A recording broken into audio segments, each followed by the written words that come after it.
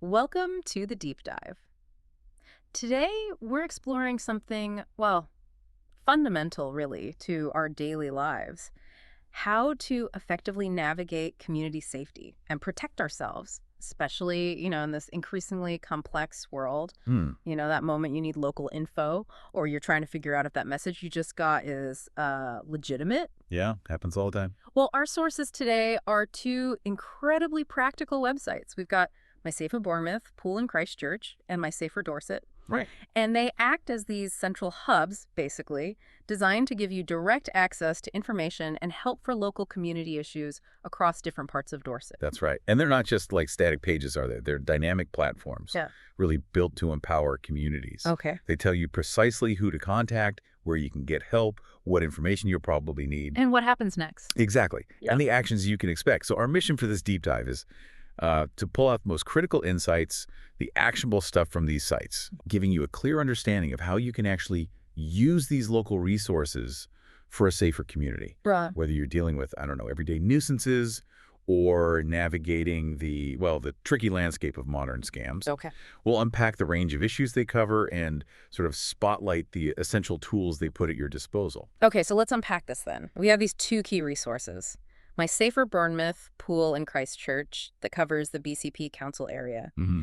And then its sister site, My Safer Dorset, which serves East Dorset, North Dorset, West Dorset, Purbex, and Weymouth and Portland. Yeah. What's the real benefit here? I mean, having them integrated but still regionally distinct. Well, that's a crucial point, actually. Yeah. While each site obviously caters to its specific local community, their fundamental purpose is consistent.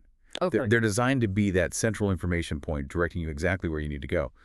But it's really vital to remember their main disclaimer. Yes, the emergency thing. Exactly. If you're facing an actual emergency or immediate harm, you must call 999. That's paramount. All right.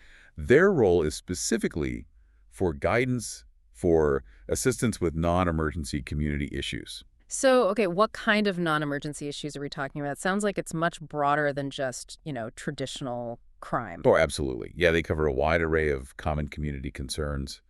Both sites give clear guidance on things like how to report antisocial behavior, dog-related issues like fouling. Always a classic. It's not just Yeah. graffiti, fly tipping, concerns about speeding cars, abandoned vehicles, even just neighbor disputes. Hmm. And what's interesting is how they include issues that directly impact, residents' peace of mind. Like what? Well, things like what to do if you're worried about bullying or intimidation threats, or if you suspect drug activity in your area, things that make people feel unsafe. Yeah, definitely. And you mentioned some problems never change, like that persistent dog fouling. Agrees lightly. Seems to transcend generations, that one. What's also fascinating, though, is how these sites also cater to more specific local challenges, right? Exactly. So My Safer Dorset, for instance, it specifically addresses issues like farm and estate crime, which is relevant there. Right. Heritage crime, I mean, give it the region's rich history, that makes sense. Yeah. And even actions to take if you're experiencing bullying through social media. Okay.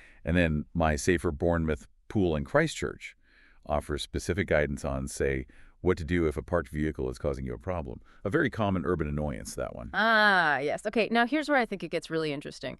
The sources spend a lot of time on scams, and honestly, some of the statistics are quite eye-opening. They really are.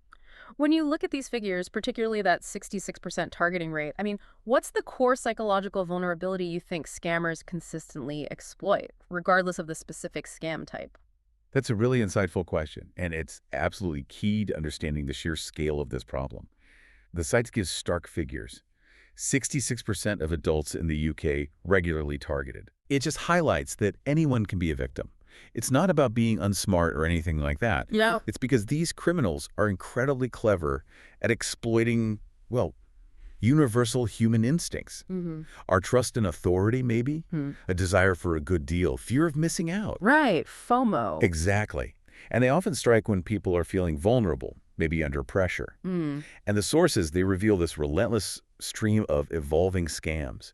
You see a clear pattern. Criminals adapting quickly, often leveraging current events or common online activities. Like what sort of things? Well, for instance, a huge chunk, 54%, relate to fake deliveries or parcels.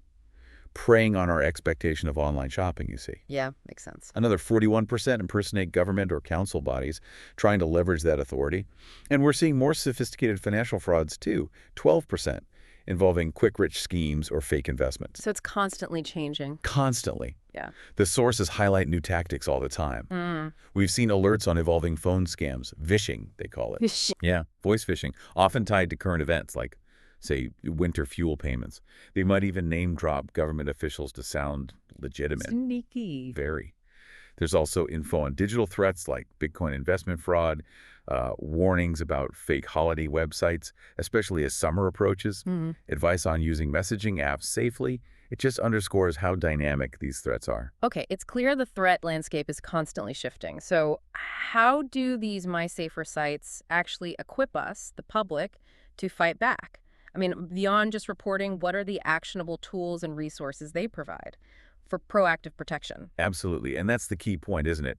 Beyond just being a place to report things, these sites are really about proactive prevention, empowering you with practical help. Right. And one of the most critical pieces of advice they consistently highlight is that stop, hang up, call 159 protocol. Okay, tell me about that. Well, it's not just a catchy phrase. It's a direct counter-tactic to the pressure and urgency scammers try to create. It forces that pause, that moment to think, and gives you a trusted verification step before you do anything rash. Call 159, and it connects you safely and securely to your bank. Like 101 for police or 111 for NHS? Exactly like that. A safe, trusted number. Good to know. What else? Well, they offer quick, direct links to online reporting tools. For Dorset Police, for BCP or Dorset Council, and for cybercrime, via Action Fraud. Makes it easier to report. Okay. And an invaluable resource they mentioned is Dorset Alert. Dorset Alert. Yeah, it's a free two-way community messaging system run by Dorset Police. Allows for crucial information exchange by email or phone, keeping you on the loop. That sounds useful. Very. And crucially, both sites point you towards the 4 things to see to be scam safe. Yeah. From BBC's Scam Safe. Okay, what are those? Well, they're presented as essential steps, really, because criminals exploit vulnerabilities. So Yeah. number 1, sign up for a free scam alert service, like the one from Yes. 2, consult the AZ of scams. 3, visit the How to Stay Scam Safe site. And 4, take the BBC's Scam Safe quiz to test your own knowledge. So it's about building your own defenses. Exactly. Building your own digital resilience. It's all about being prepared. So it's really about creating an informed and prepared community then, not just a reactive one. What about broader support networks? Did they mention those? Precisely. Yes, they do. The sites also lift various other organizations for more help and support, which really highlights the kind of comprehensive support ecosystem that's out there. Like who? Well, for example, ASB Help. They support victims of antisocial behavior, guiding them through reporting and hopefully resolution. Okay. You've also got Crime Stoppers for anonymous reporting, which is vital for some people. Dorset Victim Support, trading standards, obviously. And the Dorset Police Crime Map, if you want to see local stats. Okay.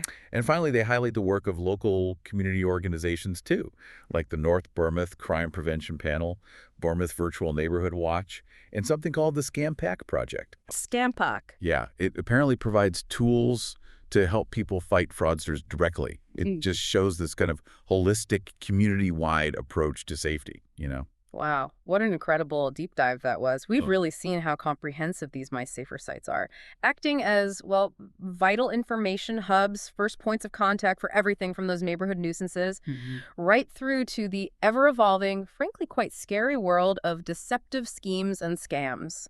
It seems clear that while the landscape of threats is complex, there are well-structured, accessible ways to report issues, get help, and crucially, empower yourself with knowledge. Indeed. And that consistent emphasis on both proactive prevention and reactive support, it really underscores a crucial truth, doesn't it? Community safety is fundamentally a shared responsibility. Right. It's best addressed when you are informed and know precisely where to turn for help. So as you reflect on this deep dive, here's something to think about, a provocative thought perhaps. Given the escalating sophistication and, let's face it, the sheer volume of scams we've discussed today, how might local community safety initiatives, like these MySafer platforms, how might they continue to innovate, to go beyond what they offer now to build even more resilient, more scam-savvy communities? Good question. Think about how you might best leverage these types of local resources. How can you use them to contribute actively to a safer environment right where you live?